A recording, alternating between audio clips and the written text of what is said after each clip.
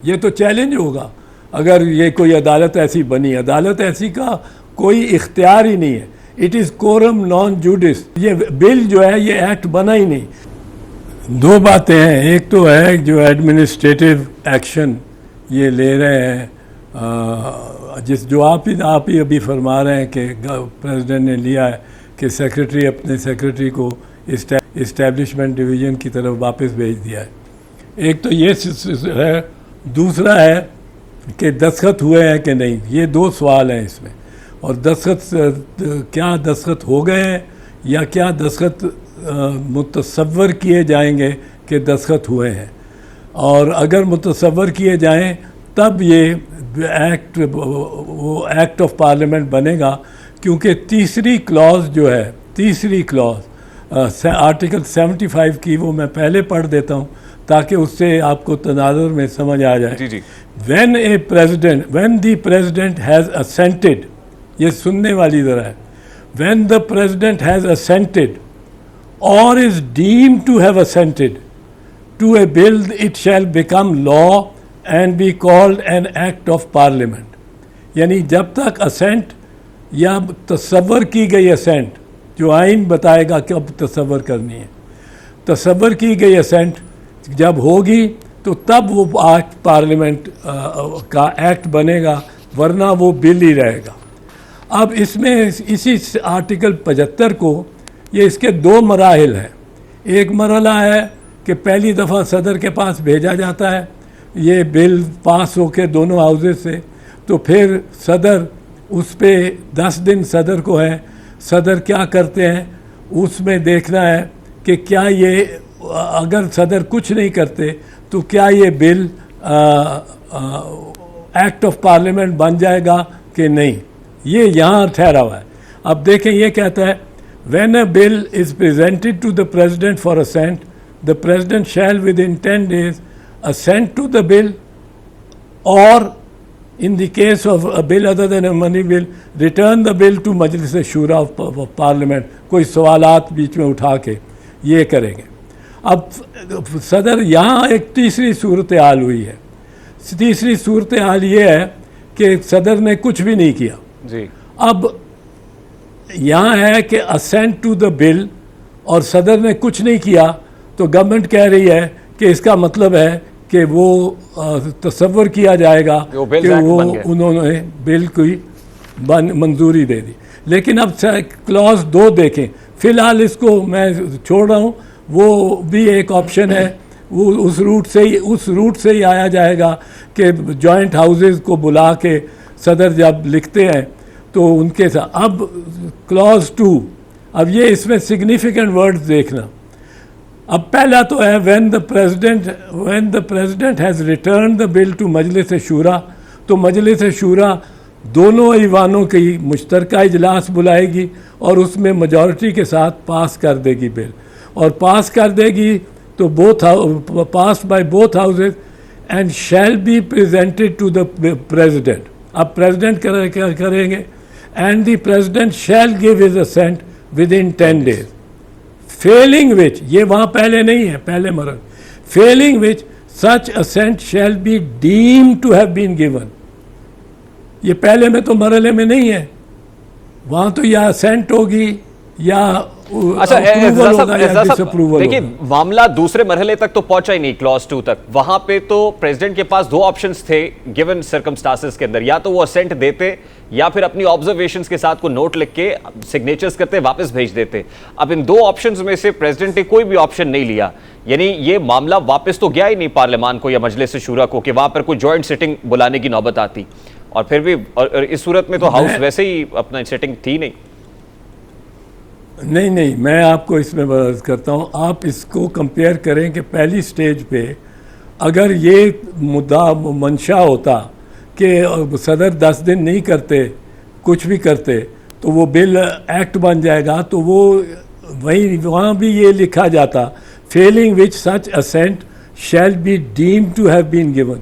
ये अल्फाज वहाँ आए होते, और ये अल्फाज चूँकि नहीं आए इसलिए वो 2 ऑप्शंस भी मैंडेटरी नहीं है, तीसरी ऑप्शन भी है, वो है कि आप कुछ नहीं लिखते ना करते, 10 दिन गुजर जाने देते।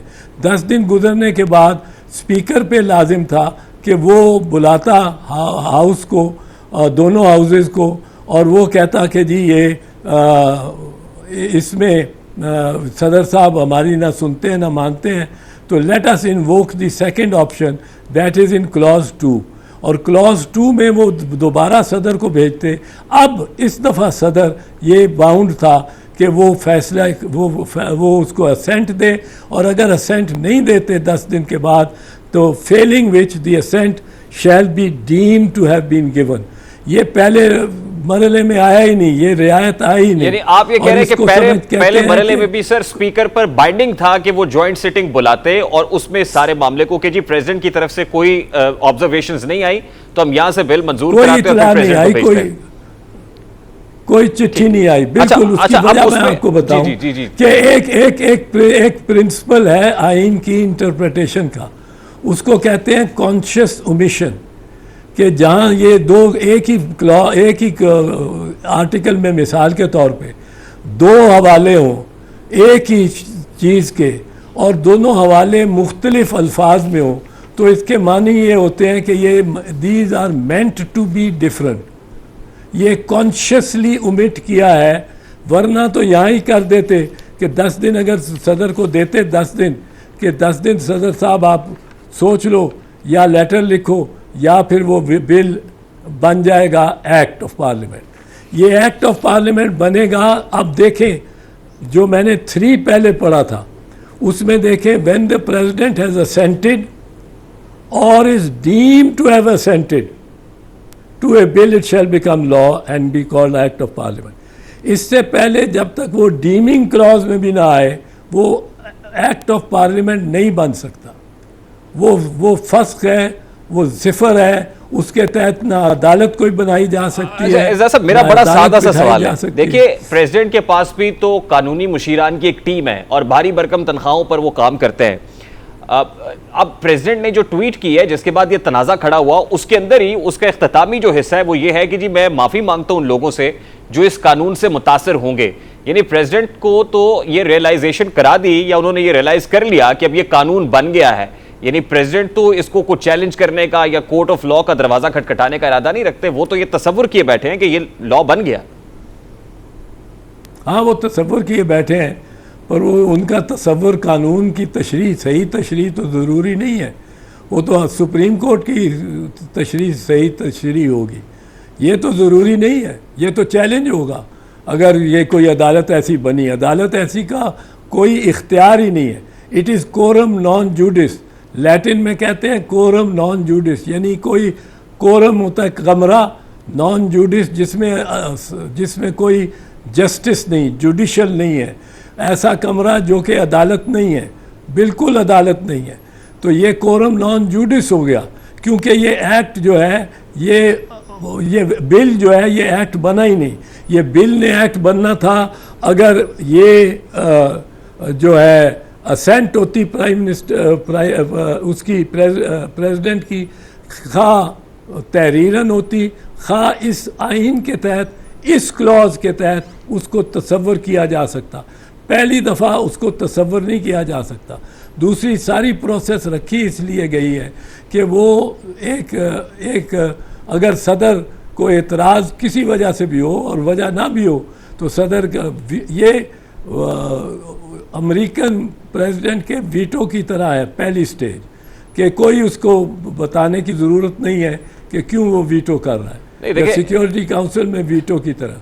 लेकिन इसको हमारे जो कवानीन वाले थे उन्होंने फिर भी थोड़ी सी सबकत देने के लिए, अहमियत देने के लिए पार्लियामेंट को ओवर दी प्रेसिडेंट, उन्होंने कहा कि दूसरी दफ़ा, एक दफ़ा भेजो, वो नहीं करते या वापस करते हैं या कुछ नहीं करते, तो फिर आप दूसरी दफ़ा एक दफ़ा फिर उसको दोनों हाउसेज। साहब देखिए इसमें प्रेसिडेंट का जो कंडक्ट है, ये ट्रैक रिकॉर्ड भी मेंशन करना बड़ा इंपॉर्टेंट है कि माजी में अभी जो रिसेंटली 13 बिल उन्होंने वापस भिजवाए हैं उसमें उन्होंने ना सिर्फ ये कि ऑब्जर्वेशन दी, अपना नोट लिखा, बल्कि उसके नीचे सिग्नेचर्स भी किए, बाकायदा रीजन दी कि मैं समझता हूं कि इसलिए ये कानून साजी नहीं होनी चाहिए, मैं इससे मुत्तफिक नहीं हूं।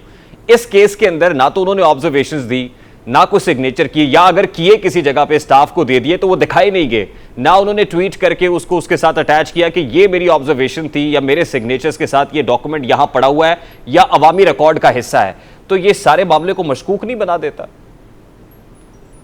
नहीं, मशकूक तो कोई बहुत सारे लोगों के ज़हनों के में मशकूक होगा। मशकूक अगर होगा तो अदालत, सुप्रीम कोर्ट फैसला करेगी कि मशकूक है कि नहीं। मैं तो मशकूक नहीं समझता। सर, मुतासरा फरीक तो प्रेसिडेंट है, उन्होंने तो अदालत जाने का अदालत तो उन्हें जाना चाहिए उसूली तौर पे। नहीं, असूली तौर पे अगर किसी का ट्रायल हो रहा है, अगर पता नहीं मुझे कह रहे हैं शाह महमूद का ट्रायल कर रहे हैं या इमरान खान का ट्रायल कर रहे हैं, वो जा सकते हैं, क्यों नहीं जा सकते? वो ठीक, और वो कह सकते हैं कि जनाब एक कानून बना ही नहीं जी, वो स्टिल बॉर्न है, वो बिफोर चाइल्ड बर्थ मर गया है और वो कानून हमारे पे लगा रहे हैं। उनका तो बहुत जायज़ हक बनता है जाने का।